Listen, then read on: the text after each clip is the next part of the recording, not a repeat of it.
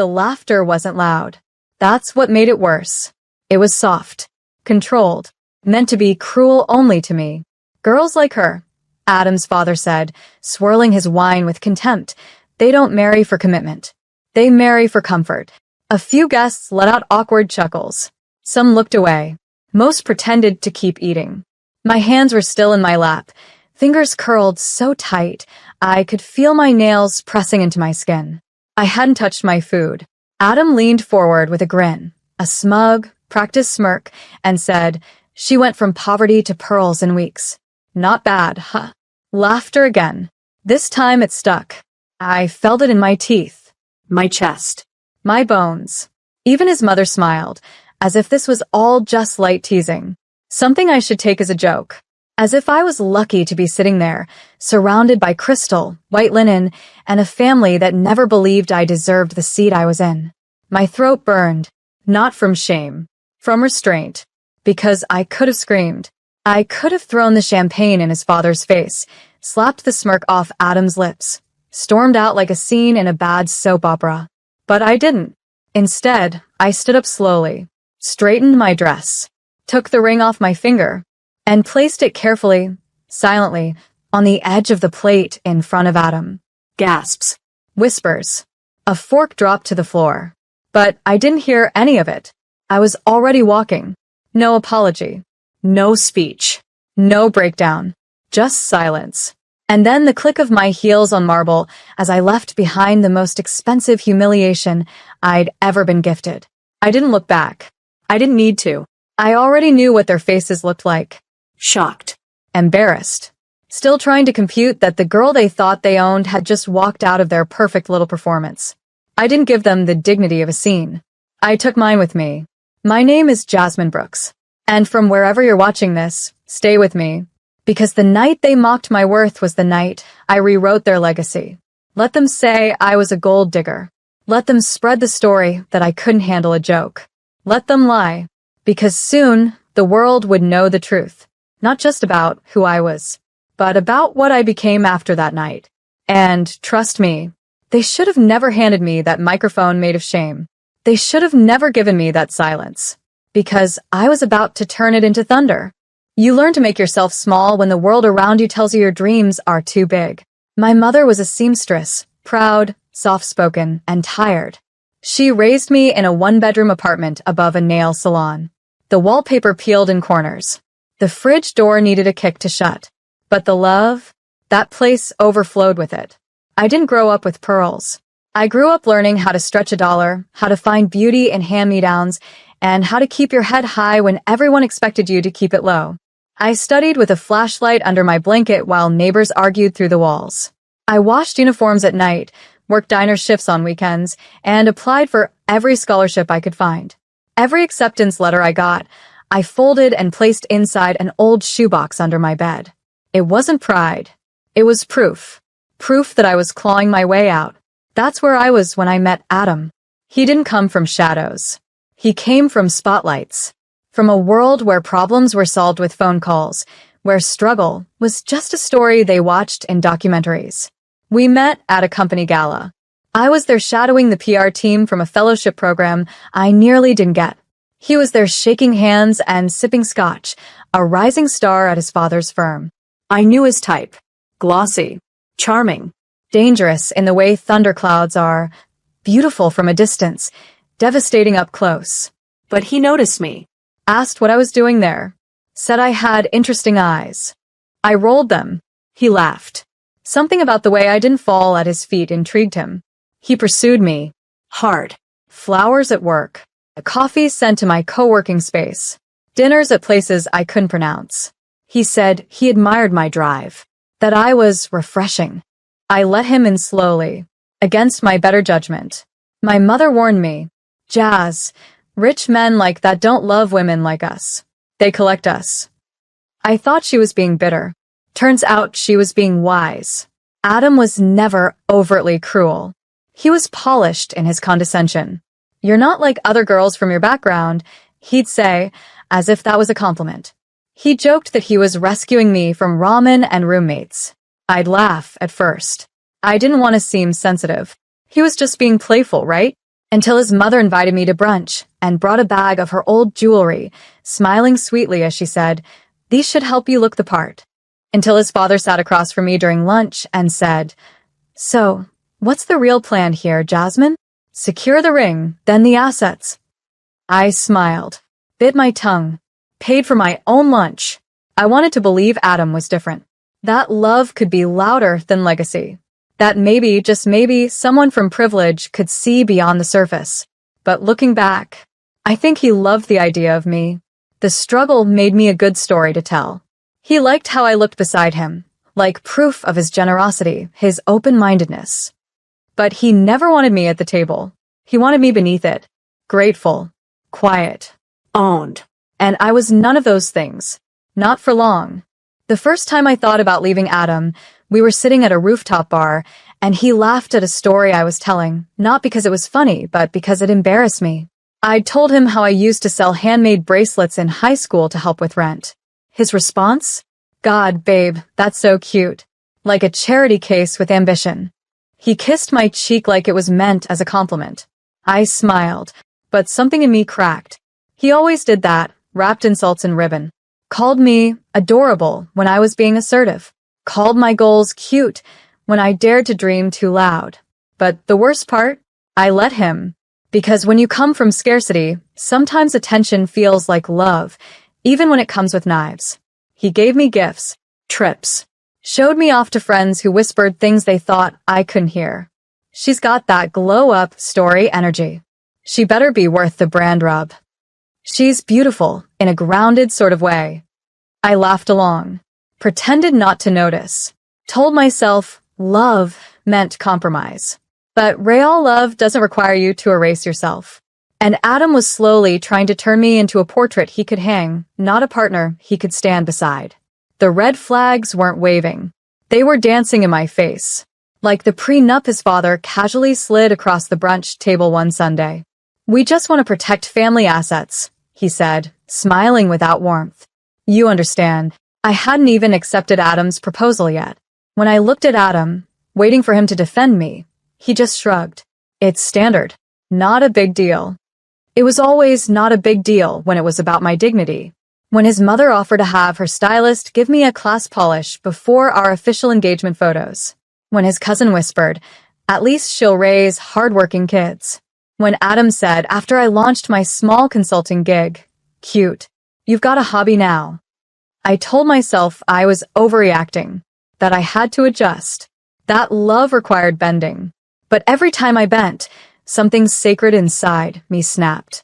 I miss my old self, the girl who hustled, who dreamed big without asking permission, the woman who didn't wait to be introduced. She arrived. Fierce. Focused. Adam didn't kill her, but he had me hiding her. Until one night, I stayed up till 3 a.m. staring at my business analytics.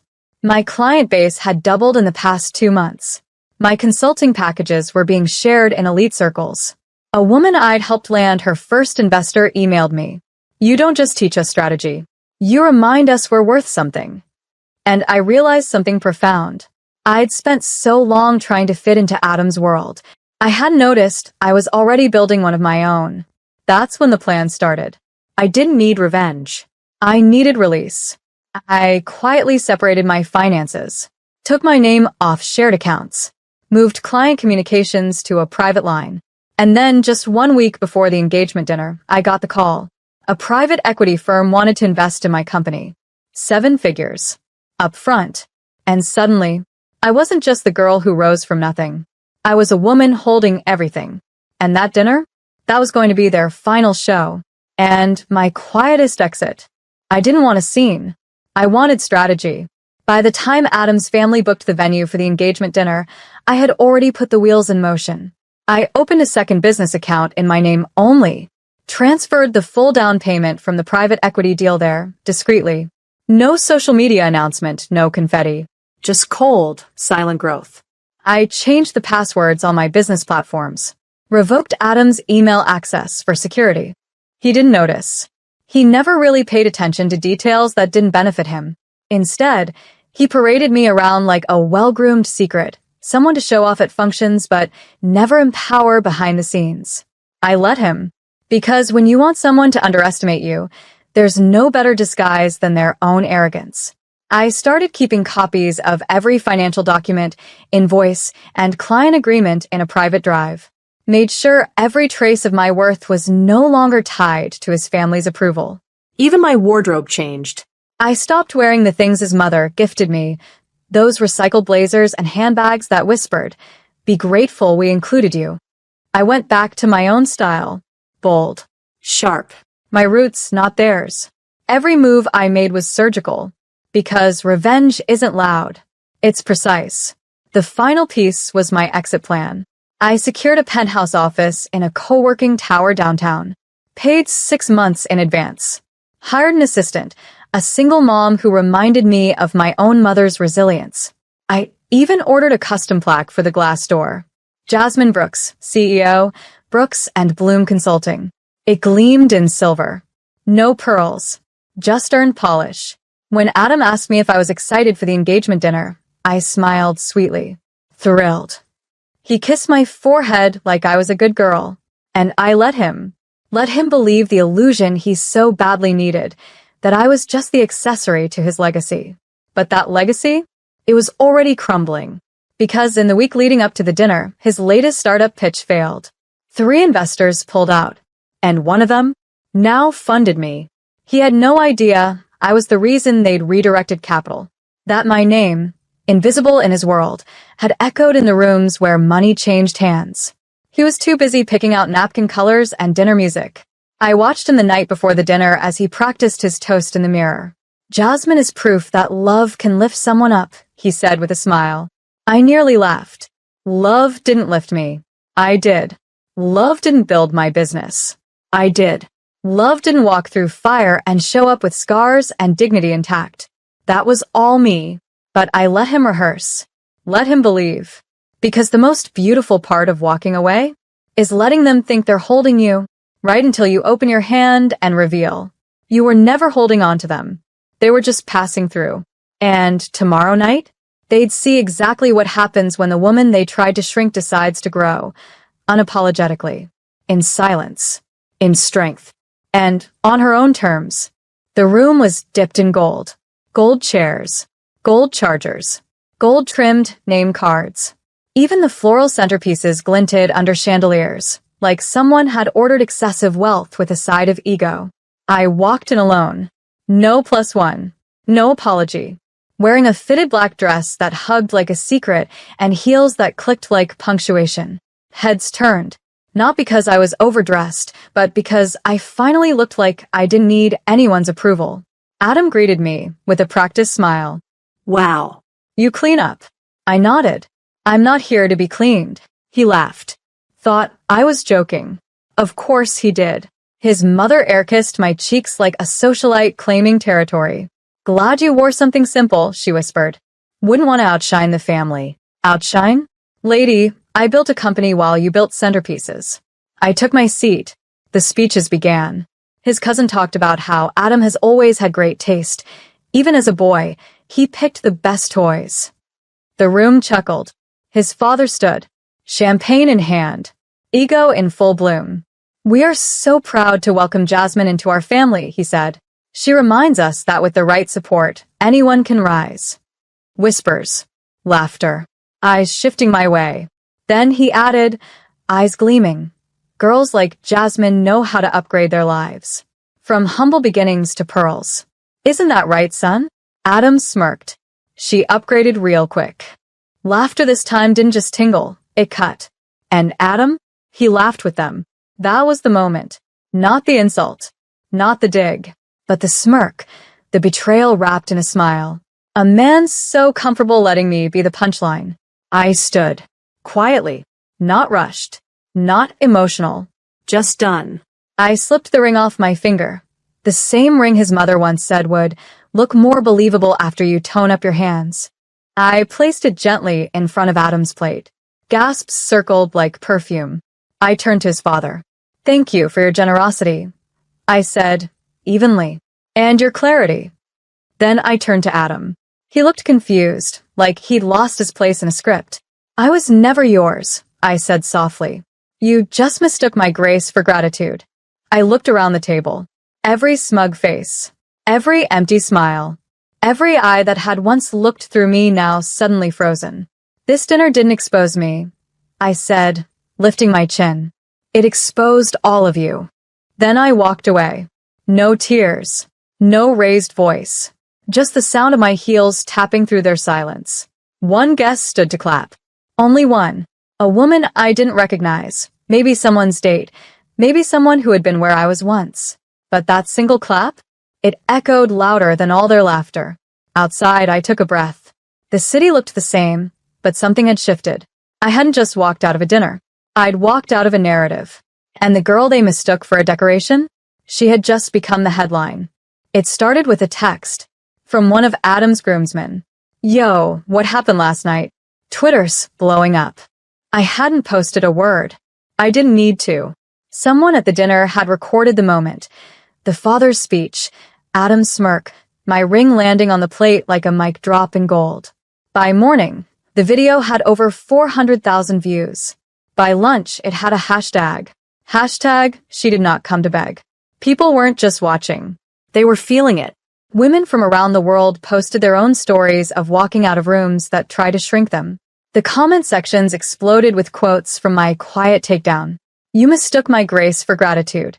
This dinner didn't expose me. It exposed all of you. And Adam? He tried to fight the current. He posted a selfie that morning with a caption. Sometimes people can't handle real love. The comments? Brutal. Real love doesn't laugh when you're being insulted. She was too good for you, and you proved it. Bro, just sit this one out. His startup, the one he was courting investors for, lost 3 key backers in 24 hours. Not because of what happened, but because who I was finally came to light. Someone leaked my company's pitch deck. Then an article dropped. Jasmine Brooks, the tech strategist they called a gold digger. They told the real story. My story. The one Adam never asked about. My rise. My business. My plans to fund female-led startups in underserved communities. My 7-figure valuation. Suddenly, I wasn't Adam's ex. I was Jasmine Brooks, CEO, survivor, architect of my own success. His world unraveled.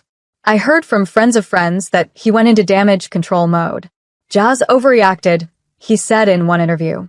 It was just a joke. But the internet didn't forget. And neither did I.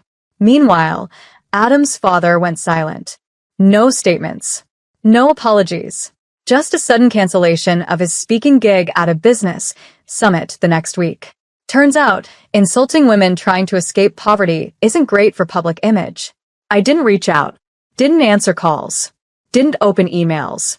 Just watched as the pedestal they placed themselves on cracked beneath the weight of their own arrogance. I didn't need to destroy them. They did that just fine without me. And me?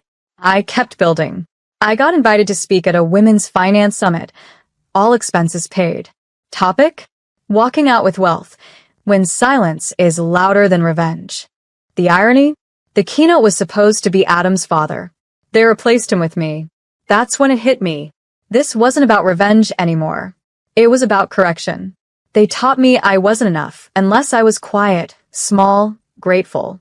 But now, I was loud in all the right ways. Visible in rooms they couldn't control. And I wasn't done. Not by a long shot. Because once a woman sees her worth, she never forgets it again. And neither do the men who tried to laugh it away. There's something deeply powerful about being underestimated. They saw me as decoration, a girl upgraded from grit to gloss. They didn't see the spreadsheets behind my smile, the silent hustle, the nights I bled into code while they slept on silk pillows. But now, the curtain had lifted, and what they dismissed as cute ambition had turned into capital, headlines, and movement. The day my Forbes feature dropped, I was in sweats, sipping instant coffee, hair in a pineapple bun. The headline? She was called a gold digger at her own engagement dinner. Now she funds futures. They used a photo from the Women's Summit, me standing at the podium, hand midair, fire in my eyes. The article didn't focus on Adam, not even his father. It focused on the women I was hiring, the programs I launched, the fact that I'd taken every insult, every smirk, every "you're lucky to be here," and turned it into a consulting empire, helping marginalized founders secure capital, confidence, and control. They wrote, Jasmine Brooks didn't walk out. She walked up, and she's not waiting for anyone to catch up. And just like that, I wasn't viral noise. I was a force. I launched a scholarship fund in my mother's name, the Myra Brooks Initiative for First-Generation Women in Tech. Applications poured in. I gave a TEDx talk called Silence Isn't Weakness, It's Strategy. I signed a book deal. The working title? Pearls Were Never the Goal. The irony? 2 of Adam's former investors reached out to me. One said, "We backed the wrong person. You were the brain the whole time." I didn't gloat. I just replied, "You finally read the fine print." Then came the email I didn't expect. From Adam. Jazz. I know I messed up. I was stupid. I see it now. Can we talk? I stared at the screen for a long time. There was a time I would have replied instantly. Maybe even apologized. But now? There was nothing left to say. He'd already said enough that night. And I'd already answered. With my heels, my silence, and the empire I built without needing his name. I archived the message. Not to ignore it. To preserve it as proof. Proof that the girl who once sold bracelets to help her mom now wore her own name like a crown. Later that month, a journalist asked me during an interview, "What would you say to the women who are still sitting at those tables, swallowing insults in silence?" I thought about that for a moment, then said, "You don't owe anyone your silence to be seen. Walk out if you must. But don't just walk away, walk towards something greater." The clip went viral. Again. Because truth always echoes louder than shame. And I had finally learned I was never meant to belong at their table. I was meant to build my own. Longer, louder, wiser, with no room for mockery, only momentum. It arrived in a cream envelope, thick paper, handwritten, no return address. Inside, a single note. "Jasmine, I watched your TEDx talk. You've become more than I ever imagined. Maybe I didn't know how to support someone like you. Maybe I was scared. Either way, I'm sorry. Adam." I read it once, then again, and then I folded it gently and placed it in the bottom drawer of my desk. Not to save it, to bury it. Because closure doesn't come wrapped in apologies from men who clapped while your spirit was cracked open on fine china. It comes when you look at the woman in the mirror and no longer see the girl who needed them to see her. Closure is when you no longer need to explain why you left the table. It's knowing you built your own and filled it with voices that never made you beg for your place. The final shift came when I received a call from a national leadership summit. They wanted me as their closing speaker. The theme? From breaking point to blueprint. I said yes, not because I needed to speak, but because someone out there still hadn't found the words to walk away. And I wanted to be the voice that told her she didn't need to ask permission to rise. I stood at that podium in a silk suit the color of fire, looked out at hundreds of faces, some young, some weathered, all listening. I took a breath and began. Once upon a time, I was called a gold digger. They said I came from nothing, that I wore ambition like borrowed pearls. But they forgot. I never needed gold. I just needed space. The room was still. Then a roar. A standing ovation. Not for my past, but for what I'd built beyond it. Afterward, a woman approached me, late 30s. Soft eyes. She gripped my hand. "I handed back the ring last week," she whispered. "Because of you." And just like that, I knew none of it was wasted. Not the silence. Not the heartbreak. Not even the laughter that tried to break me. They all became brick and mortar for something real. Something worthy. Back home, I framed the Forbes article beside my mother's old sewing machine. She cried when she saw it. "You were always going to shine," she said, "even when they tried to dim you." I nodded, because I finally believed her. And on the wall of my new office, behind my desk, there's a quote, in gold letters, unapologetically large. She didn't upgrade her life. She created it. That's my legacy. Not revenge. Not the ring I returned, but the fire I carried out with me and used to light the way for every woman still sitting in rooms that want to keep her small. They thought they broke me that night, but what they really did was show me who I wasn't, so I could finally remember who I am.